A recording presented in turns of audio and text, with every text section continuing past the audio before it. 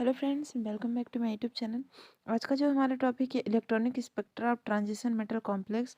ये आपके BSc third year का जो सेकंड यूनिट है उसके बारे में है। ठीक है, आप चेक कर लीजिएगा।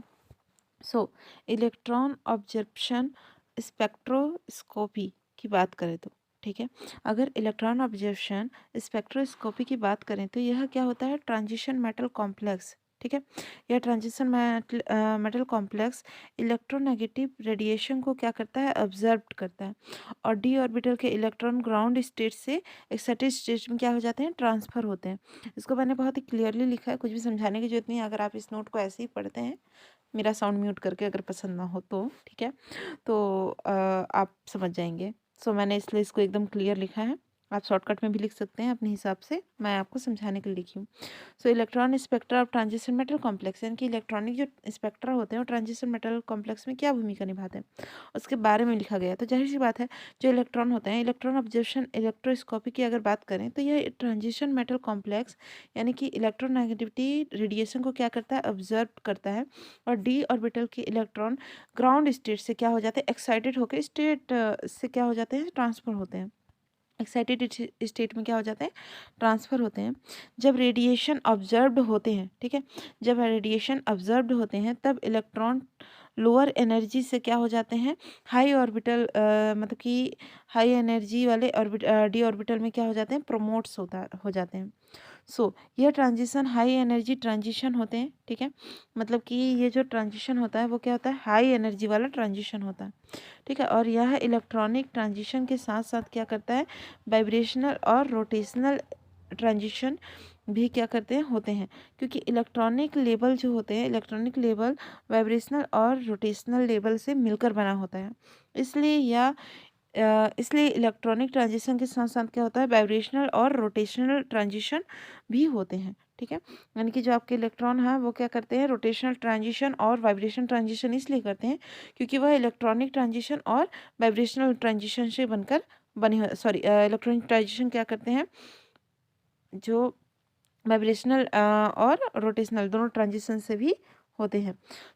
वाइब्रेशनल और रोटेशनल लेवल के बीच का एनर्जी डिस्टेंस जो होता है बहुत कम होता है।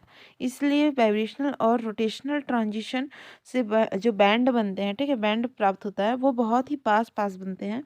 मतलब वो ऑब्जर्वेशन बॉन्ड को सेपरेट बॉन्ड नहीं बोल सकते हैं। ठीक है, क्योंकि वो पास पास तो होते हैं पर सेपरेट नहीं होते हैं। बॉन्ड के पास पास बनने की वजह से डीडी जो स्पेक्ट्रा बनते हैं वो क्या बनते हैं, बॉन्डिंग बनाते हैं। ठीक है, जो डीडी स्पेक्ट्रा होते हैं आपस में क्या बना लेते हैं, बॉन्डिंग बना लेते हैं। प्रमोशन इलेक्ट्रॉन की वजह से जो ओवरऑल अरेंजमेंट होता है, ठीक है, यानी कि मैंने क्या बोला, जब जो इलेक्ट्रॉन होते हैं प्रमोट होते हैं किससे, ग्राउंड स्टेट से जो एक्साइटेड स्टेट है उसमें। ठीक है, जो बैंड बनता है, ठीक है, तो जो ओवरऑल अरेंजमेंट होता है, अरेंजमेंट यानी जो बैंड बना होता है, वो डी ऑर्बिटल का वह चेंज हो जाता है। ठीक है, वो डी ऑर्बिटल में क्या हो जाते हैं, चेंज हो जाते हैं।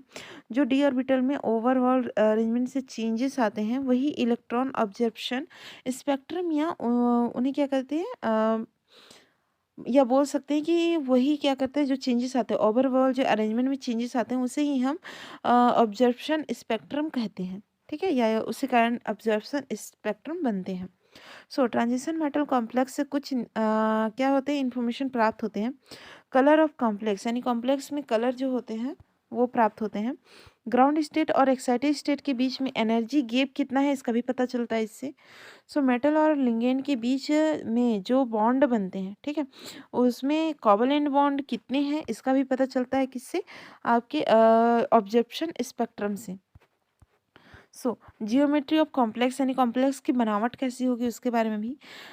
इपेक्ट्रो पेक्ट्रोकेमिकल सीरीज और नेफ्लेक्सिटाइड्स, जहाँ, एक मिनट फ्रेंड्स, ये क्या करती है, इपेक्ट्रोकेमिकल लिगेंड की क्या करती है, रिलेटिव जो स्ट्रेंथ है उसको रिप्रेजेंट करती है, और जो निफ्लेक्साइटेड सीरीज ट्रांजिशन मेटल कॉम्प्लेक्स में इलेक्ट्रॉन इलेक्ट्रॉन रिपल्सर को क्या करता है, रिप्रेजेंट करता है। ठीक है, जो आपका अ, यहाँ मैं ये बता रही हूँ कि जो आपका इलेक्ट्रोकेमिकल लिगेंड की रिलेटिविटी स्ट्रेंथ को क्या करती है, रिप्रेजेंट करती है, ठीक है। और जो नेफिल सीरीज है वो क्या करती है, ट्रांजिशन मेटल कॉम्प्लेक्स में इलेक्ट्रॉन इलेक्ट्रॉन रिपल्सल को रिप्रेजेंट करती है। यह दोनों क्या करते हैं, मेटल आयंस और लिगेंड की पोजीशन को बनाती हैं, ठीक है। ट्रांजिशन मेटल कॉम्प्लेक्स को समझने के लिए इलेक्ट्रॉन ऑब्जर्वेशन स्पेक्ट्रा के यह कुछ पॉइंट समझने होंगे, जैसे atomic spectroscopy. So atomic spectroscopy किसी भी एटम या आयन में जो इलेक्ट्रॉन प्रेजेंट होते हैं उसमें इंटर इलेक्ट्रॉनिक रिपल्शन और मैग्नेटिक इंट्रैक्शन के साथ साथ डील करती है, ठीक है। अगर इंट्रैक्शन की बात करें तो इसमें किसी भी इलेक्ट्रॉन के स्पिन मोमेंटम और एंगुलर मोमेंटम में कपलिंग होती है, ठीक है, जिसको हम क्या कहते हैं, सामान्यतः एलिस कपलिंग कहते हैं, ठीक है। लिंगेन मतलब कि जो आपका इलेक्ट्रॉन और इस इलेक्ट्रॉन के स्पिन मोमेंटम और एंगुलर मोमेंटम, इसके बारे में मैंने अपनी पिछली वीडियो में अच्छे से समझाया है, ठीक है। इसको क्या बोलते हैं, कपलिंग जो होता है इसको एलिस कपलिंग कहते हैं। एलिस कपलिंग के बारे में डिटेल दिया है मैंने। और इस तरह से जो स्पिन स्पिन जो कपलिंग होती है उसको हम एसएस कपलिंग कहते हैं। और अगर एंगुलर एंगुलर कपलिंग होती है उससे हम क्या कहते हैं, उसका हम एल कपलिंग कहते हैं। सो यहाँ जो कपलिंग हो रही है उसके कारण कई सारे डिग्रेड और non degrade energy levels produced होते हैं और इलेक्ट्रॉन इन्हीं एनर्जी लेवल्स में क्या करते हैं, ट्रांजिशन करता है। यहाँ जो एनर्जी लेवल बन रहे हैं उन्हें हम एनर्जी टर्म्स या जो स्पेक्ट्रोस्कोपी कहते हैं, ठीक है, स्पेक्ट्रोस्कोपी स्टेट कहते हैं। और जब इन एनर्जी लेवल में इलेक्ट्रॉनिक ट्रांजिशन होते हैं तो उसकी वजह से इलेक्ट्रॉनिक ऑब्जर्प्शन स्पेक्ट्रम बनता है। सो दूसरा कंडीशन क्या बनता है, दूसरी जानकारी हमें ये प्राप्त होती, splitting of degenerate energy terms. अगर हम crystal field theory D orbital की स्प्लिटिंग के बारे में बात करते हैं तो मैं बता दूं कि जो आपका डी ऑर्बिटल में जो स्प्लिटिंग है क्रिस्टल फील्ड थ्योरी का, वो भी मैंने अपने पिछले वीडियो में समझा दिया है। आप जाके एक बार जरूर देखिएगा, आपको अच्छे से समझ आ जाएगा। फिर भी मैं यहाँ बता देती हूँ कि क्रिस्टल फील्ड थ्योरी होता क्या है। सो हमारा जो मेटल कॉम्प्लेक्स है उसमें क्या होता है, जो आपका सेंट्रल मेटल है उसमें लिगेंड लगे रहते हैं, है ना। जब ये लिगेंड क्या करते हैं, इस सेंट्रल मेटल के समीप आते हैं तो क्या होता है, इसमें जो डी ऑर्बिटल होता है वो क्या करते हैं, स्प्लिट होते हैं, यानी कि कूदने लगते हैं, जिसको इसमें क्या हो जाती है, स्प्लिटिंग हो जाती है। सो इस क्या होते हैं, इसकी एनर्जी बढ़ जाती है। एनर्जी बढ़ने के साथ साथ इसमें क्या होती है, स्प्लिटिंग होती है। स्प्लिटिंग क्या होती है, ये जो डी ऑर्बिटल का जो भी एनर्जी ऐसे बढ़े रहता है वो दो भाग में बढ़ जाता है, ईजी और T2G। तो उसके जो ऑर्बिटल होते हैं वो दो भाग में बढ़ जाते हैं। इस चीज़ के बारे में आपको मैंने बता दिया ऑलरेडी, जो स्क्वायर प्लेनर वगैरह वगैरह जो भी है आप देख लीजिएगा। हम यहाँ बात करते हैं, सिंपल सी बात है कि अगर हम क्रिस्टल फील्ड थ्योरी के डी ऑर्बिटल की स्प्लिटिंग के बारे में क्या करती है, यह बताती है, ठीक है। स्प्लिटिंग की वजह से डी ऑर्बिटल स्प्लिट हो जाते हैं और उनमें इलेक्ट्रॉन्स का डिस्ट्रीब्यूशन होता है, इसके बारे में पहले बता दिया। थर्ड है सिलेक्शन रूल्स। सिलेक्शन रूल्स के द्वारा हम पहचान सकते हैं कि कोई भी ट्रांजिशन अलाउड होगा या फॉरबिडन होगा, इसके हम डिटरमाइन कर सकते हैं। अब मैं बता दूं कि इसके बारे में मैं सिलेक्शन रूल्स के बारे में ऑलरेडी वीडियो बना चुकी हूँ, आप जरूर जाके देखिएगा, ठीक है।